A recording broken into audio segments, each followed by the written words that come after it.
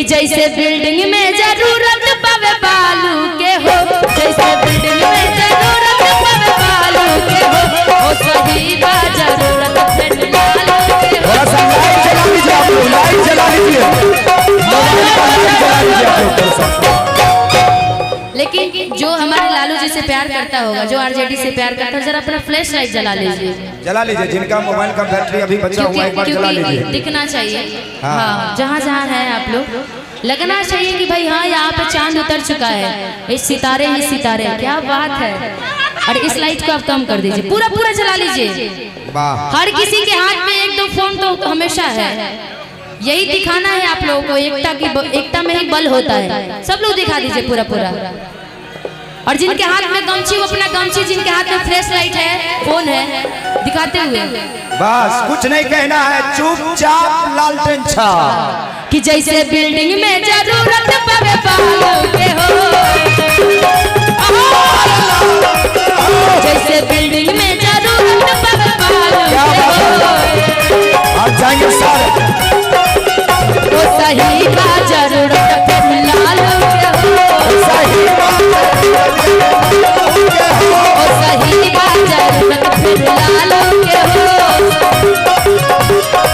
निशा जी भैया देखिए, हम आरजेडी वाले हैं, हमारे हिम्मत खत्म नहीं हो सकता तो मोबाइल का बैटरी काहे बचा रहे हैं। पूरा जलाइए, पूरा जलाइए एक बार, सारे लोग जला दीजिए एक बार, जिनके पास से मोबाइल जला लीजिए, है ना, ताकि लग जाए कि बस 2024 में हमारे डॉक्टर गौतम कृष्णा सर आ रहे हैं, है ना। स्वागत नहीं कीजिएगा इनका, एक बार जोरदार इनके स्वागत के लिए जला लीजिए सारे लोग, और दिखा दीजिए मोबाइल के माध्यम से। दिवाली का माहौल दिख रहा है एकदम, दिखा दीजिए, पूरा हिंदुस्तान देखेगा कि मधेपुरा की जनता तैयार है, पूरा सारे जनता के हाथ में लालटेन है, चुपचाप लालटेन छा। ए बाबू लालू बिना चालू ही बिहार न होई, बाबू लालू बिना चालू ही बिहार न होई, तेजस्वी के बिना सुधार ना होई, ए बाबू लालू बिना चालू ही बिहार न होई, बाबू लालू बिना चालू ही बिहार न होई। जैसे बिल्डिंग में जरूरत पवे बालू के हो, जैसे बिल्डिंग में जरूरत पवे बालू के हो, हो सही बा जरूरत फिर लालू के हो, हो सही बा जरूरत फिर लालू के हो।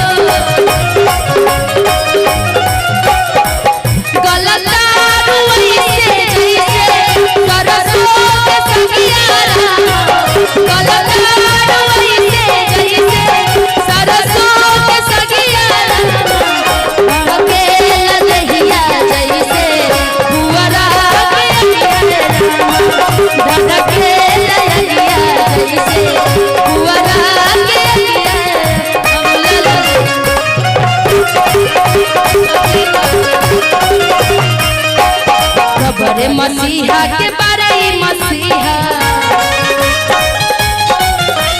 सबरे गरीबवन के बारे मसीहा, बड़े ही मसीहा हो बड़े ही मसीहा, सबरे गरीबवन के बड़े ही मसीहा, बड़े ही मसीहा जी बड़े ही मसीहा। जैसे सब्जी में जरूरत पवे आलू के हो, जैसे सब्जी में जरूरत पवे आलू के हो। एक बार चिल्लाइए तो, वाह कि ओ सही बा जरूरत फिर लालू के हो। निशा जी इसी में जोड़ दीजिए, इसी में जोड़ दीजिए, जैसे बिल्डिंग में जरूरत बा बालू के हो, मधेपुरा में जरूरत बा डॉक्टर बाबू के हो। एक बार थोड़ा सही भी जोड़ दीजिए, डॉक्टर बाबू आएंगे तब ना सही तरीके से सब ठीक ठाक होगा। हाँ कि जैसे बिल्डिंग में जरूरत पवे बालू के हो, कि चाहे आई चाहे जाई कहीं जाऊं गौतम बाबू के हो मधेपुरा में जरूरत गौतम बाबू के हो और सही बा जरूरत फिर लालू के हो और सही बा जरूरत फिर लालू के हो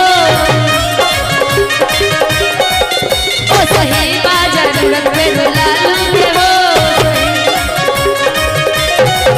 और सही बा जरूरत फिर लालू के हो सही बा जरूरत फिर लालू के हो और सही बा जरूरत फिर लालू के